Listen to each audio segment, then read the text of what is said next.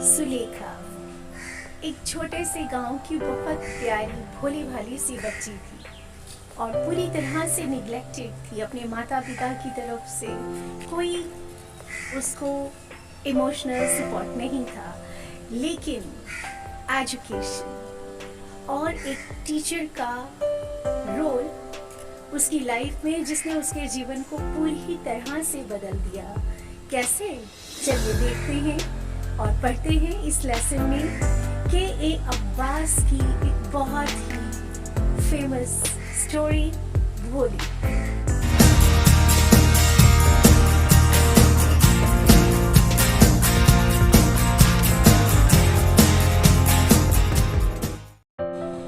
Hello students, welcome back all. और आज हम पढ़ने वाले हैं हमारी 10th क्लास की बुक फुटप्रिंट्स विदाउट फीट से लेसन 9 भोली। चिल्ड्रन, भोली कहानी है एक ऐसी लड़की की जो अपनी कमज़ोरियों की वजह से जीवन में शुरुआत में बहुत पिछड़ी हुई थी, लेकिन एजुकेशन, शिक्षा से उसके जीवन की दिशा और दशा दोनों बदल जाते हैं। और एक important, the most important role जो प्ले करती हैं वो है उनकी टीचर। एक टीचर का एक बच्चे के जीवन पे क्या इम्पैक्ट पड़ता है, वो सारी बातें हम पढ़ने वाले हैं इस स्टोरी में। चलिए शुरू करते हैं word to word and line to line इस स्टोरी को जल्दी से। Her name was Sulekha, but since her childhood, everyone had been calling her Bholi, the simpleton. अब उसका नाम सुलेखा था, लेकिन बचपन से ही हर कोई उसे भोली बुलाता था। द सिंपल्टन यानी बहुत सिंपल, भोला भाला। She was the fourth daughter of Nambardar Ramlal. When she was 10 months old, she had fallen off the cot on her head and perhaps it had damaged some part of her brain. That was why she remained a backward child and came to be known as Bholi the Simpleton. अब children, उसको भोली नाम कैसे मिला, उसको इतना सिंपल्टन वो कैसे थी, इसका भी एक कारण है। वो ये कि भोली नंबरदार रामलाल की चौथी संतान थी, चौथी बेटी थी। ठीक है। अब नंबरदार कौन होते हैं चिल्ड्रन? पुराने टाइम में सरकार का ऐसा व्यक्ति जो टैक्स वगैरह कलेक्ट करता था, तो यानी वो एक सरकारी व्यक्ति था और अपने एरिया का, अपने गांव का एक अच्छा रसूख वाला व्यक्ति था। लेकिन जब सुलेखा 10 महीने की थी तो उसके साथ एक ऐसी घटना हो गई कि वो अपने बेड से गिर गई। बच्चे गिर जाते हैं चिल्ड्रन, अमूमन अगर हम उसका ध्यान नहीं रखते तो बच्चा कभी ऐसे बेड से गिर जाता है। वो भी गिर गई, लेकिन उसके साथ शायद ऐसा हुआ होगा कि उसके ब्रेन का कोई हिस्सा डैमेज हो गया होगा। That was why she remained a backward child. और ऐसा मान लिया गया कि उसी की वजह से शायद वो एक बैकवर्ड चाइल्ड हो गई। मतलब वो एक पिछड़ी हुई बच्ची थी, भोली भाली सी बच्ची थी, ज़्यादा डेवलपमेंट नहीं हो पाया था उसका। एंड यही कारण था कि वो एक सिंपल्टन थी। अब आगे देखते हैं चिल्ड्रन। अभी तक भी सब ठीक था, लेकिन आगे उसके साथ बचपन में ऐसा क्या हुआ कि उसके जीवन की दशा बदल गई। At birth, the child was very fair and pretty, but when she was 2 years old, she had an attack of smallpox. अब बच्ची बहुत गोरी थी, सुंदर थी, लेकिन जब वो 2 साल की हुई तो उसको स्मॉल पॉक्स का अटैक हो गया उस पर। अब स्मॉल पॉक्स चिल्ड्रन एक बहुत है, ये बहुत बुरा डिजीज़ होता है, चेचक कहते हैं जिसे।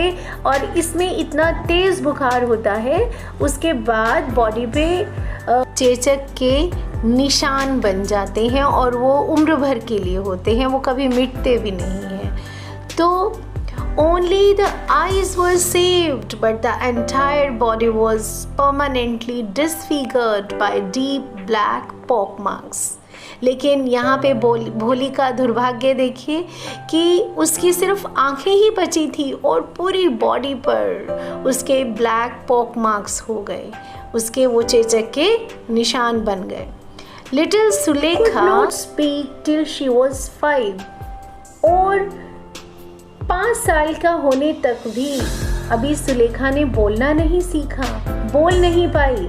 And when at last she learn to speak she stammered. और जब उसने बोलना सीखा तो वो भी कैसे, स्टैमर करने लगी, हकलाने लगी।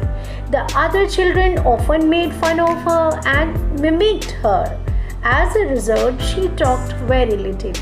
अब चिल्ड्रन, बच्चों में ये आदत होती है ना कि अगर किसी दूसरे बच्चे में कोई वीकनेस होती है, वो हकलाता है या उसमें कोई और फिजिकल कोई ड्रॉबैक है, तो दूसरे बच्चे उनका मजाक उड़ाते हैं। ज़्यादातर ऐसा होता है बच्चों में।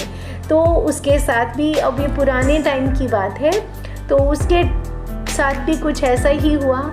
जब वो बोलने लगी तो वो हकलाती थी, और जब वो हकलाती थी तो आस पड़ोस के जो बच्चे थे उसका मजाक उड़ाते थे, उसकी नकल उतारते थे।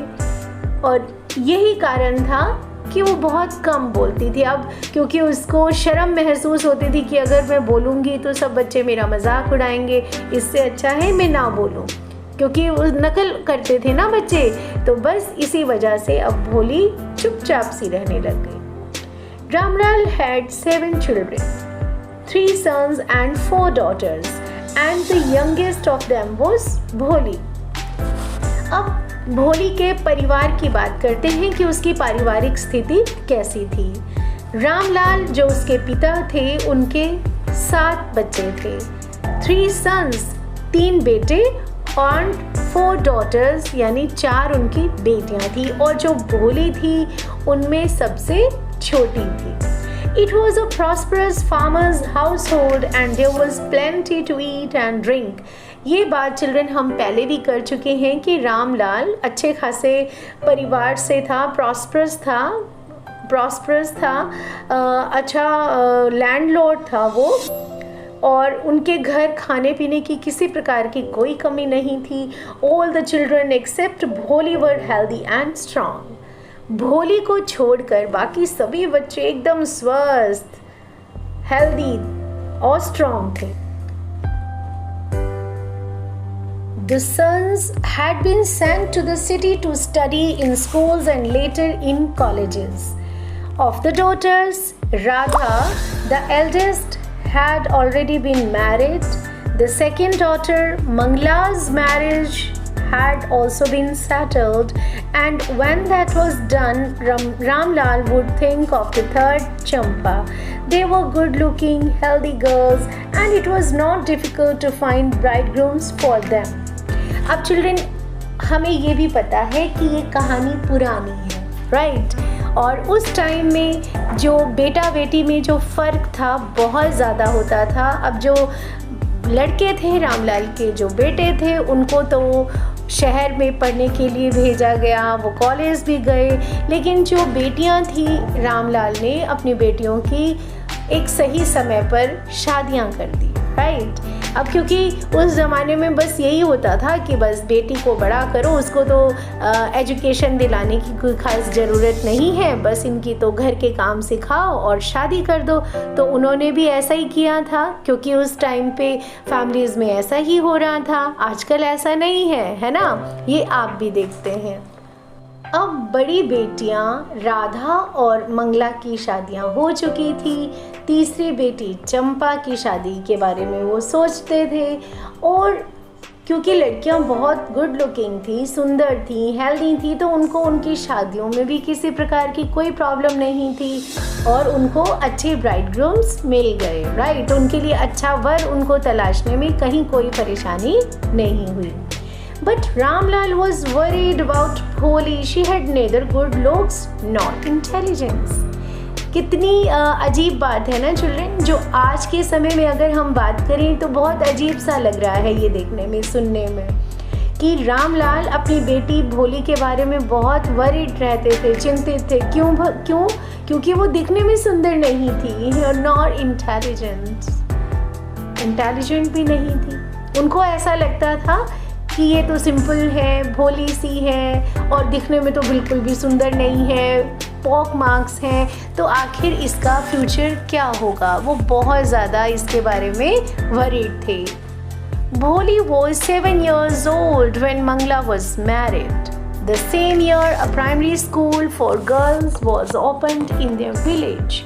The Tahsildar Sahib came to perform its opening ceremony. He said to Ramlal, "As a revenue official, you are the representative of the government in the village, and so you must set an example to the villages." अब जब भोली 7 साल की हुई तो उसकी बड़ी बहन मंगला की शादी हो चुकी थी और उसी साल उनके गांव में लड़कियों के लिए पहला प्राइमरी स्कूल खुला, राइट। और वहाँ पे जो स्कूल की सेरेमनी थी, स्कूल की जो ओपनिंग सेरेमनी थी, क्योंकि पहला स्कूल खुला था उस गांव में, तो तहसीलदार साहब आए थे ओपनिंग सेरेमनी में। तो उन्होंने वैसे ही रामलाल को बोल दिया कि अरे भाई, आप तो यहाँ के सरकारी नुमाइंदे हो, तो बड़ा अच्छा इम्प्रेशन पड़ेगा अगर आप अपनी बच्ची को भी स्कूल में एडमिशन दिलाओगे। आपको देख के दूसरे पेरेंट्स जो हैं, गांव के दूसरे लोग हैं, वो भी अपनी बच्चियों को स्कूल में भेजेंगे। तो आप एक एग्जाम्पल सेट कर सकते हो, आप लोगों के सामने दिखा सकते हो भी बेटियों को पढ़ाना अब शुरू करना चाहिए। तो बस उन्होंने ऐसे ही रामलाल को ये सलाह मशवरा दे दिया। That night when Ramlal consulted his wife, she cried, "Are you crazy? If girls go to school, who will marry them?" अब देखिए चिल्ड्रन, ये उस जमाने की बात हो रही है जब लड़कियों को पढ़ाना लिखाना बहुत गलत समझा जाता था। ऐसा माना जाता था कि अगर लड़कियां ज़्यादा पढ़ लिख जाएंगी तो फिर उनके लिए वर ढूंढने में बहुत परेशानी आएगी। आजकल तो ऐसा नहीं है, राइट।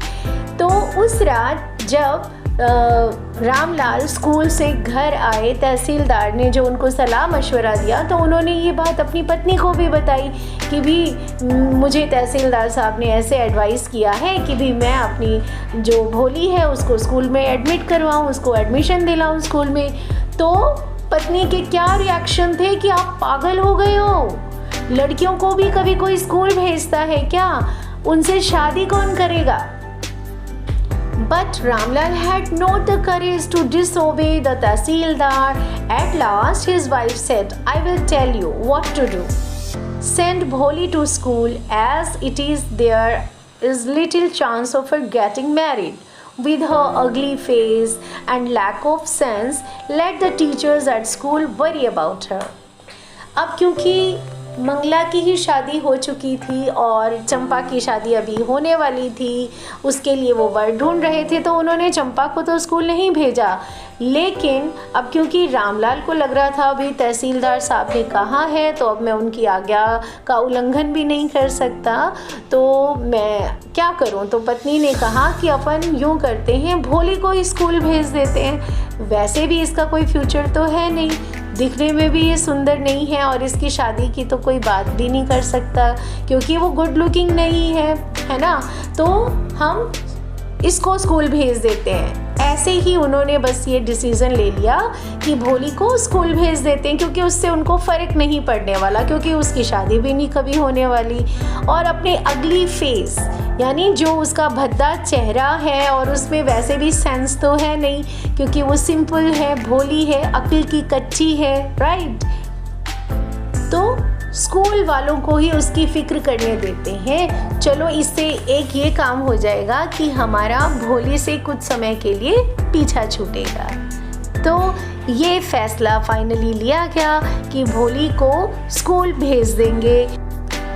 इससे एक फ़ायदा होगा कि कम से कम तहसीलदार साहब की बात रह जाएगी कि भाई हमने उनका कहना मान लिया और अपने बच्ची को स्कूल में एडमिशन दिला दिया।